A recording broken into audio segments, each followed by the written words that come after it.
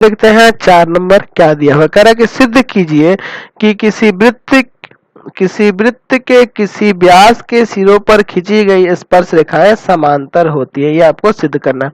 तो सबसे पहले एक वृत्त ले लेते हैं, ठीक है, ये आपका एक वृत्त हो गया और इसका एक व्यास खींच देते हैं। चलिए एक व्यास हम लोग ले लेते हैं, मान लीजिए ये आपका व्यास है, ठीक है, ये व्यास मान लेते हैं हम लोग, ठीक है। तो इस व्यास का नाम कुछ देना होगा ना, इस व्यास का नाम देते हैं ए बी।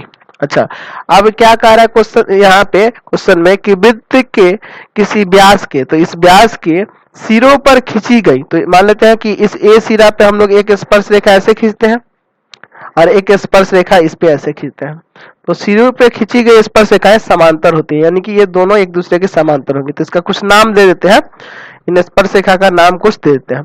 तो देखिए इसका नाम देते हैं पी क्यू, ठीक है, इसका नाम देते हैं पी क्यू और इसका नाम देते हैं आर एस, ठीक है, इसका नाम देते हैं आर एस, ठीक। और वृत्त का केंद्र जो है ना, केंद्र हम लोग ओ मान लेते हैं, ठीक है। चलिए तो लिखते हैं पहले दिया क्या है और क्या सिद्ध करना है। तो दिया है ओ वृत्त का केंद्र है, ओ वृत्त का केंद्र है, केंद्र से कोई खास मतलब नहीं है लेकिन यहां लिख देते हैं, तथा ए बी व्यास है, ए बी व्यास है जिसके सिरों पर दो स्पर्श रेखाएं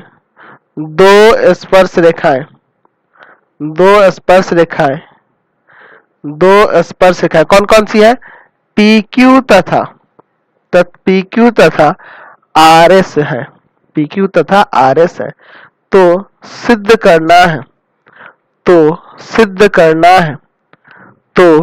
करना है ये जो पी क्यू होगा ना, पी क्यू समांतर हो जाएगा आर एस के। चलिए इसका प्रमाण देखते हैं, ठीक है।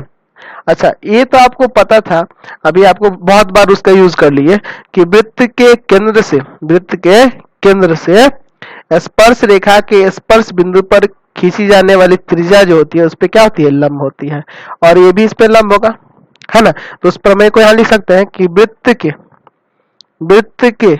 केंद्र से स्पर्श रेखा के स्पर्श बिंदु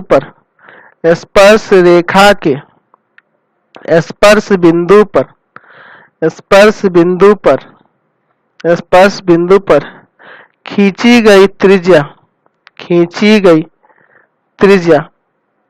लंब होती है। अच्छा, इसको हम लोग शॉर्ट में ऐसे भी यूज कर सकते हैं, देखिए ना, आप शॉर्ट में ऐसे भी कर दीजिएगा कि त्रिज्या स्पर्श रेखा पर लंब होती है, ऐसे भी शॉर्ट में लिख सकते हैं, ठीक है, ये भी आपका चलेगा। तो ये शॉर्ट में हो जाएगा आपका लंब होती है, ठीक है।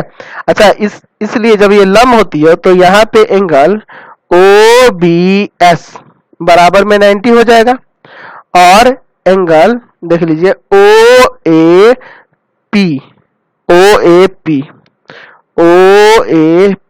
ये भी आपका 90 हो जाएगा। ध्यान से देखिए, ओ बी एस भी 90 हो जाएगा और ओ ए पी भी आपका 90 हो जाएगा।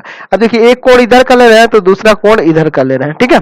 चलिए, तो ये दोनों कोण बराबर हो रहे हैं, तो ये दोनों कोण जो दिख रहे हैं आपको, अच्छा, ये दोनों कोण जो दिख रहा है, ये कोण इस कोण के बराबर दिख रहा है, तो ये दोनों एक दूसरे के एकांतर कोण के युग्म दिख रहा है।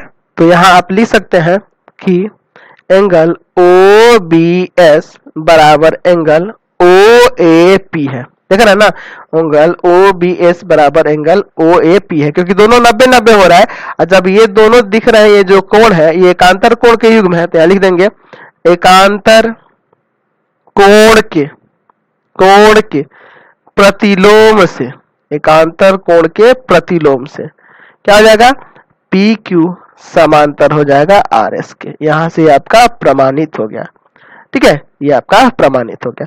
क्यों, क्योंकि जब समांतर होता था तो एकांतर कोण बराबर होते थे, और जब एकांतर कोण के युग्म बराबर हो रहे हैं तो ये रेखाएं समांतर नहीं हो जाएंगी ना। चलिए अगला देखते